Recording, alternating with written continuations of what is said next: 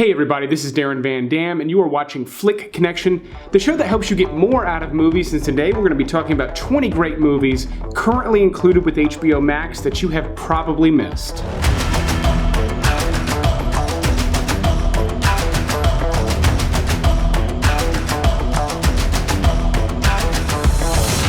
So this is going to be a ranked list of 20 movies across a wide range of genres, but they're all lesser known movies, meaning this list with 20 is bound to have quite a few movies on it that you have not seen, and good ones too. If you're new here, definitely consider clicking that subscribe button and the little bell icon. That way you get notified when videos like this release, so you don't miss the movies before they're removed from their respective streaming service. And I don't just do HBO Max here on the channel, I do Netflix, Hulu, Prime, all of that. But let's go ahead and start this list off all the way at the back of number 20 with a comedy that's got a really stacked cast but is still incredibly obscure, Butter. And when I say stacked cast, I'm talking about Jennifer Garner, Olivia Wilde, Rob Corddry, Alicia Silverstone, and Hugh Jackman in a movie about people making sculptures out of butter. That's right, this movie is about a small town in Iowa that has a local butter sculpting contest, and things get really nasty leading up to this contest. It is funny stuff, and it does present itself as something that's a little clean cut, and it is not. Now, this isn't a raunchy, over-the-top movie. It's not going to put a lot of people off, but fair warning, there is an R rating here where you would not expect there to be one. I mean, the main character in this movie is a little girl in foster care. Again, it doesn't go too crude, but if you like silly movies about local whack jobs, this is a good one. Now, the complete opposite end of the spectrum, I've got one of the darker movies on this list. It's called Red. Now, this stars Brian Cox, who's the main character. He does an excellent job, but you've also got a very small role here from Tom Sizemore, who you do not see that often, or at least you don't see him in very good movies anymore. But this is one of the best things I've seen him in a long time. However, I do need to say, if you've ever visited the website Does the Dog Die, or ever felt the need to go to that website, Red is probably one of that site's more notorious movies. In this movie, a couple of kids kill Brian Cox's dog named Red, and it's not quite a revenge story. I mean, it is, but it doesn't play out in the way that a typical revenge story would. This feels much more grounded and realistic, and as a result, it is fairly heavy, so fair warning there. But if you like good heavy dramas, especially if you're a fan of Brian Cox, he normally is playing supporting roles. This is him in a fantastic starring role, even if it is a much smaller movie than you typically see him in. Now, some of you fellow movie nerds probably have heard of an absurdist movie about a murderous rubber tire called Rubber. Now, Rubber is not on HBO Max, but the director's latest movie, Deerskin, is. Now, I will say, if you've seen and liked Rubber, I highly recommend Deerskin. I don't know that I recommend this movie to many other people. However, I will explain it quickly for the very small percentage of people watching who might want to watch this movie. In this movie, Jean Dujardin, who most of you recognize from The Artist, plays a man obsessed with this deerskin jacket. Now, right off the bat, the deerskin jacket clearly represents the ego, and then this movie just delves into this really wild, crazy story with a fair amount of bloodshed in it. However, that's not the reason to watch it. The metaphor and the way that it plays out is really what you're watching. This is mostly done in French language. However, there's not a ton of dialogue, and again, just easily the weirdest movie on this list, and not for everybody, but if that piques your interest, this is going to be a good pick for you. Now, I do have another strange one here, but don't worry, not all of them are strange. There's quite a few crowd pleasers on this list. But director Jim Jarmusch is really known for, I guess, what we'll call his art films. Movies like Dead Man, Coffee and Cigarettes, Ghost Dog, Only Lovers Left Alive, which is one that I've recommended recently on the channel, but one of his first is called Down by Law. This is somewhat of a prison movie, partially. Tom Waits actually stars in this, which is one of the cooler elements of it, and this is a typical Jim Jarmusch flick in the sense that it is very slow burn. There's not too much of a plot.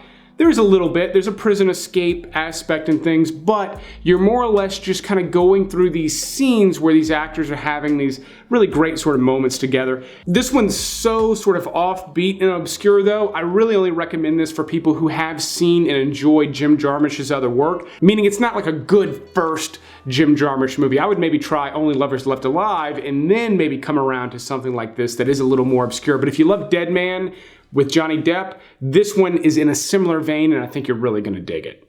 Okay, we're gonna switch gears real big again with just a screwball comedy that is a ton of fun starring Marlon Wayans called Senseless. Now with the Scary Movie franchise, the Wayans brothers really went pretty heavy into a spoof direction. I mean, they were making a ton of money with that, and they did quite a few other spoof movies that were really successful too, but Senseless isn't quite one of those. It's got a little bit more direction to it. This is about an experimental drug that causes Marlon Wayans' character to increase all of his senses, and it makes for some really funny sequences. David Spade is doing his typical wormy kind of character, but it works in this movie. You've also got some great supporting characters that are just really funny. This is from the late 90s, and it does feel like it. It's got that good 90s vibe to it that you just can't really get from things that were not produced in the 90s, and because it's about high sensory stuff, there's a lot of body humor. Dick and fart jokes abound in this one, but if that's what you're in the mood for, Senseless is a good fun watch. Just be sure to have your brain mostly turned off when you turn this one on. Now, one that you will want your brain clicked all the way on for is The Double. This is actually based on a Russian novella by the same name by Dostoevsky, and it was made into another movie called Enemy with Jake Gyllenhaal that actually came out the same year. That's a loose adaptation. This is more of a direct adaptation starring Jesse Eisenberg. And in this movie, he discovers that he has a double, he forms a relationship with that double, and chaos ensues. This one's got a little bit of a Terry Gilliam thing. I was actually reminded of the movie Brazil multiple times while watching this. I was actually also reminded of Fight Club a little bit. There's some elements there, and this one just gets really twisted and weird, but if you like wild, crazy art films, this is gonna be a good pick for you. Now, another silly comedy that might be for a different crowd, the Curb Your Enthusiasm crowd, is Clear History. I apologized. That's what's important. It is literally the only thing an apology has to be, is sincere. Oh, God, well, I completely Otherwise, it's just words. I'm acting sincere. Of course I don't believe it. Not only does this star Larry David, but he wrote this and it's got his typical sort of Curb Your Enthusiasm feel to it, that unscripted feel. But he's playing a very different character in this movie. He plays a guy who is a marketing executive for a big car company, and in true Larry David fashion, he storms out and quits his job just as the car company explodes and becomes the largest in the world. And he is sort of known as this guy who walked away from potentially millions or billions of dollars. That's not the reason to watch this. The reason to watch it is all the interactions along the way. And you've got some really great supporting roles from people like Michael Keaton, Bill Hader, John Hamm, Danny McBride, Eva Mendes, Amy Ryan, and of course JB Smoove from Curb Your Enthusiasm. He's great in this as well. Everybody's fantastic. Fans of Curb Your Enthusiasm, trust me on this one. This one's gonna be a must watch for you. At the time of me filming this, there are two movies on HBO called Project X. One of them is about a bunch of teenagers who party too hard. The other one though, the one that I recommend, is from 1987 and it stars Matthew Broderick and Helen Hunt. And it's about a mysterious military project involving chimps. Matthew Broderick's character gets involved. There's chimps that speak sign language. This is a good family-friendly movie. I remember watching this as a kid in the early 90s. I loved it. It's not necessarily one I'm recommending for too many people to watch necessarily by themselves at home, but again, for a good family watch, you may want to check the parental guides because there's going to be a couple of adult themes in there, but again, just a good wholesome family movie that you either haven't seen or at least have not seen in a very long time. Another family movie that is animated, and I think one of the most underrated animated movies currently available on streaming, is called Epic. In this movie, you go into a world of tiny little elf people that fly around on hummingbirds and things. It's got a beautiful look to it. They're all wearing this incredible armor, and the scale of everything is amazing. There's a great color palette, and there's a good adventure story with all sorts of fantasy elements wrapped up in it. I consider this to be as good as anything Disney is putting out today. It's currently hanging out on HBO Max, and your kids have probably not seen it. Now, one that is definitely not for the kids, and honestly is probably not going to be for a lot of you watching, is Blindness. Now, this is also based on a book by the same name and is about a pandemic that causes almost everyone in the world to immediately go blind. It's got a great cast featuring people like Mark Ruffalo, but Julianne Moore's character does not lose her sight. Now, people that do lose their sight are put into camps, things. Some of this is going to ring home a little bit too true for some things going on in the world today, and you can see society begin to crumble. Now again, the only thing wrong with people is that they cannot see. Yet you see this power struggle ensue. It's wild, dark, depressing stuff. There is quite a bit of sexual assault featured in this movie, and it's done in a way that is not going to be too easy to forget after you watch it, so there's your fair warning on that one, but it's a really well done movie. All the actors in play do an amazing job, and they're not just good at acting blind, they're acting like people who were sighted that suddenly lose their sight. It's good stuff, but it's heavy stuff, so fair warning. Now, speaking of senses, let's talk about one of the more underrated senses, your sense of smell, with today's sponsor, Scentbird. This is a fantastic sponsor to pick up for the show for both men and women, so listen closely, this is cool stuff. You go to the link in the description below, you use the code Van Dam to get a 30% discount, and what they're gonna do is they're gonna send you a tube of cologne. Rolls right up, and it's just this little vial, look, full of cologne. This one in particular is Versace Eros. Now, the cool thing about Scentbird is they send you one of these every single month. Me and Mrs. Van Dam recently went out to the mall to each pick out a scent for each other. We were there for at least an hour and a half, and I came away with a cologne I was really happy with. I'll be honest with you, I like this one better, and I'll be even more honest with you. When they first sent this to me, I put it on, I sampled it, I did not like it. This is not one that I would have bought in the store, I would have just passed it up. But the more I wore it and the more my wife complimented me on it, this is my new favorite fragrance. I absolutely love it, and I get another one next month. So after a while, I'll have a little collection of a couple different things, and hopefully after a while, I'll maybe even discover my signature scent, the scent that I like to go with the most. Scentbird also ships to Canada now. They have cologne and perfume. They have a ton of stuff to choose from, so listen up. This is how you use this service. Again, you go to the link in the description below, you use code Van Dam to save 30%. You'll answer 3 questions that'll help them figure out what scents are best for you. And the first month is only gonna cost you $11. And they're gonna send you, again, this tube, the whole thing that comes up, and then from then on, they're only gonna send you these vials. I can tell you from recent experience, me and the wife going and shopping for cologne and perfume, they're selling in the mall vials like this for $30 or more, especially from brands like Versace. This stuff is expensive. And the cool thing is when you find one that you really like, you can also order the full bottle directly from Scentbird. So go to the link in the description, use the code Van Dam, save 30%, start smelling better. But let's go ahead and move on with my top 10 picks on this list. The disappearance of Alice Creed is one of the more underrated sort of sexy thriller type things. But in this movie, Gemma Anderton plays a woman who is kidnapped, locked up in a small room. However, this movie's got some really intense performances. It takes place in fairly limited locations, but that's also kind of what's cool about it. She's great in it, but I particularly like Eddie Marsan. He's on camera maybe the least amount in the movie. He's one of my favorite character actors. He's really intense. He's great in everything. There's actually a foreign language remake that is currently included with Netflix as well. It is called Kidnapping Stella. Maybe you've seen it. The production value on Alice Creed is higher, and you're gonna be surprised by how much nudity is actually in this movie. It's more than you would expect. David Gordon Green is an incredibly interesting director. He's done some really small indie movies, one in particular I really love called Undertow, but he also directed Pineapple Express, Your Highness, and he's currently directing the new Halloween series, and I think he's doing a good job with him so far. And Nicolas Cage is one of the more interesting actors because he does such a wide range of stuff with only one good one every year or two.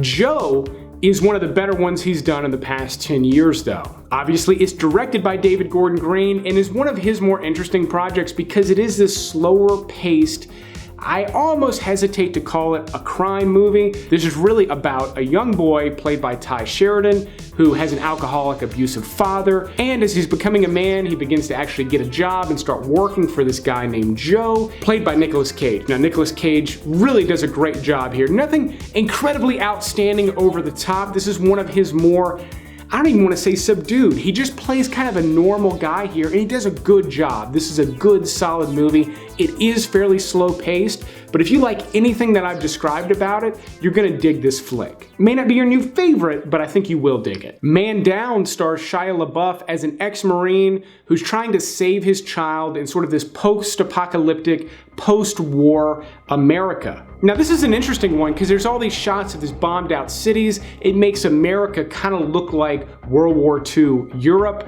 at times, but then the other half of the movie is dealt with flashbacks and things about his time when he was deployed. And the movie's got a great supporting cast. You've got Jai Courtney, Kate Mara, Tori Kittles, who does a great job as a drill sergeant, and then Gary Oldman has this really great scene where he's playing a character very different from what he normally does. I thought he did a great job as well, like always.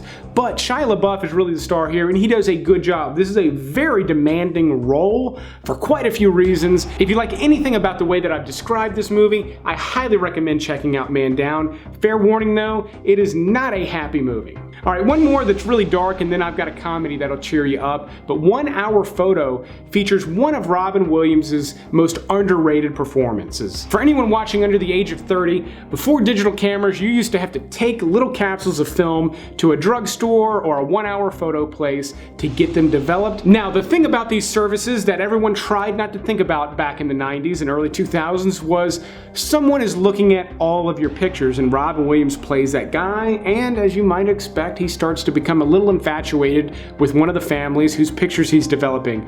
A little too infatuated.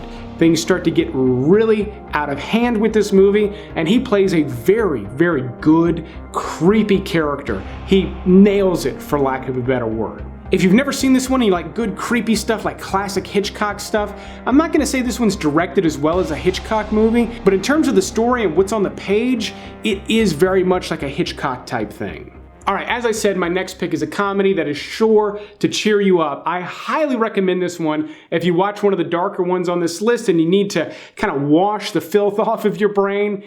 Envy is incredibly hilarious and stars Ben Stiller, Jack Black, Christopher Walken, Rachel Weisz, and Amy Poehler. I've decided I'm gonna run for Congress or state senate or whatever.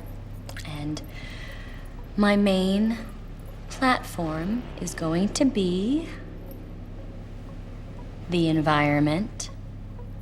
This movie reminds me a lot of classics like The Jerk, because in this movie, Jack Black invents something that you spray on dog poop that makes it disappear. Even though that sounds incredibly silly, the movie makes it work because everything else is so silly. Christopher Walken gives one of his funniest performances I've ever seen him do. Jack Black is particularly great here as well. And it's just good, silly, over-the-top fun. Jack Black's family gets incredibly rich off of this, yet they live in the same little neighborhood across the street from Ben Stiller. It's rated PG-13, so it is somewhat family friendly if you have older kids. I have watched this in recent months and still laugh all the way through it. Now, one that is definitely not family friendly, but that is really funny and heartwarming, is The Sessions. Now, John Hawkes is one of my favorite actors, and in this movie, he's playing a man named Mark O'Brien who had polio and wasn't paralyzed, but essentially could not move and was confined to a gurney. Now, I will tell you, the first 3 minutes or so of this movie, the opening credits, could possibly change your life. I was so inspired by this guy. It is gonna make you feel like you're doing nothing with your life, but the story that ensues is about him deciding that he needs to have sex. Is it possible for me to know a woman in the biblical sense? Are we talking about sexual intercourse? I think so. Outside marriage? My penis speaks to me, Father Brendan. He's a full-grown man, has never had sex again because he cannot move, and so he hires a sex surrogate played by Helen Hunt. Now, this is a true story, and it is incredibly graphic at times. Even just the language is very graphic, but not in a gross, sort of in-your-face type way, just in a very direct way. And then there's a lot of levity to it as well. He's having all this anxiety about it that is kind of funny and very relatable to just anyone. He's also having meetings with his Catholic priest, played by William H. Macy, where he's telling him about these sessions that he's going to. It really is fantastic stuff and just an incredible movie. This is possibly one of John Hawkes' best performances. He really put his body through quite a lot. I seem to recall him actually damaging parts of his body, like his back, permanently doing this movie. So intense stuff, but just one of the better things currently hiding out on HBO Max that I know most people watching have not seen. One of Guillermo del Toro's best and most underrated movies is also currently included with Prime, and it's also one of the better, more underrated vampire movies of all time. It is called Cronos.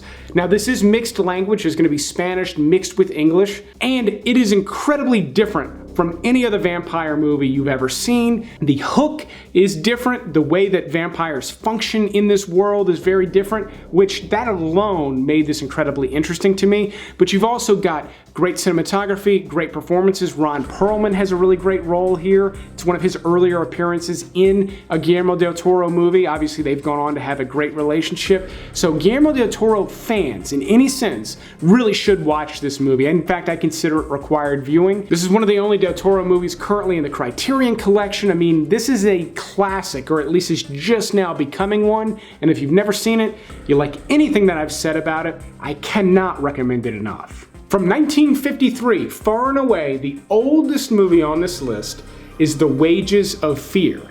Now, part of the reason I don't talk about older movies too much is because the handful that are actually included with most streaming services are really well known and not that interesting to talk about anymore. But because HBO Max has TCM included, they do have some gems, and I think The Wages of Fear is a great one. This is about a group of guys that are tasked with transporting truckloads of nitroglycerin across a very bumpy road. It's a simple setup. If you don't know, nitroglycerin is extremely volatile and is likely to explode and kill everyone in the vehicle if they hit a large bump. So it's very intense. This is an incredible thriller. Again, from 1953, it has some incredible tension. And just like Chronos, it is mixed language and not just two languages. This movie features English, French, Spanish, German, Russian, and Italian. Everyone's speaking their native language. Sometimes they can't understand each other, and that's part of the story. It all works together well.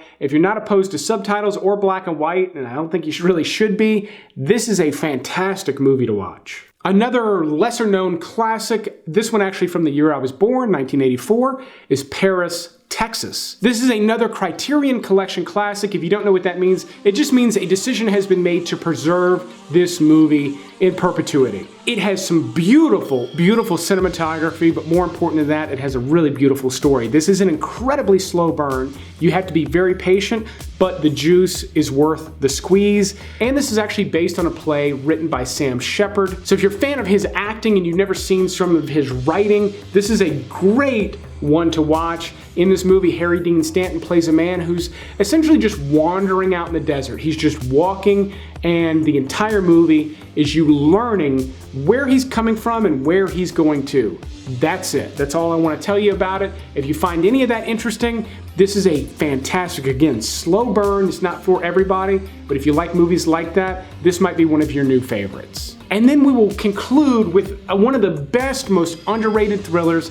Apologies to longtime subscribers, but you know this is one of my favorite hidden gems to recommend. It just so happens to be on HBO Max at the moment. I'm talking about Blue Ruin. This is from director Jeremy Saulnier, who would go on to do Green Room, which I think is a very good movie, but I like Blue Ruin better. This is a tense thriller done sort of in the vein of No Country for Old Men. Now, I will say it's a very different story and everything, but it's similar to No Country because there's very little dialogue. Now, there are scenes of people talking where they explain things, but a lot of the scenes of tension are very quiet, and it's written very similarly to the way a lot of No Country was done. And I think it's very effective as well. You've got great performances. The movie's bloody when it needs to be bloody, but it's also just very quiet and tense when it needs to be quiet and tense. Kept me glued to my seat the entire time. Even though it is a low budget movie, it doesn't look like it. It looks solid. It's got a nice polished look with great cinematography. Just a good solid Darren Van Dam gem. If you generally like my recommendations, maybe you're new to the channel, but you like the stuff I've been recommending so far, this is a top tier Darren Van Dam pick, which is obviously why it's at number 1. But that's the list. Let me know if there's anything interesting you've watched recently on HBO Max or any other streaming services. Like I said, I do videos like this for almost every single major streaming service, including free ones like Tubi. So go check out my channel page, check out a couple of the recent uploads for some additional recommendations, and also help me thank the Patreon supporters in those comments below. If you are interested in becoming a Patreon supporter, there's a link in the description. There's also a link down there where you can become a channel member and get access to exclusive videos right here on YouTube. And don't forget, there's also a link to Scentbird if you were interested in checking that out. There's also a Scentbird link in the top pinned comment down below, which also features the full list of all the movies we just discussed. So you need to go down there and check it out anyway. I personally recommend doing a screen grab with your phone, and you can highlight any of the movies you wanted to watch. You've got that image in your pocket the next time you want to go watch something, and you don't have to spend 20 minutes picking something out to watch. But I will keep making these videos as long as you keep watching them. Thanks for checking out this HBO Max episode, and you will see me on the next one.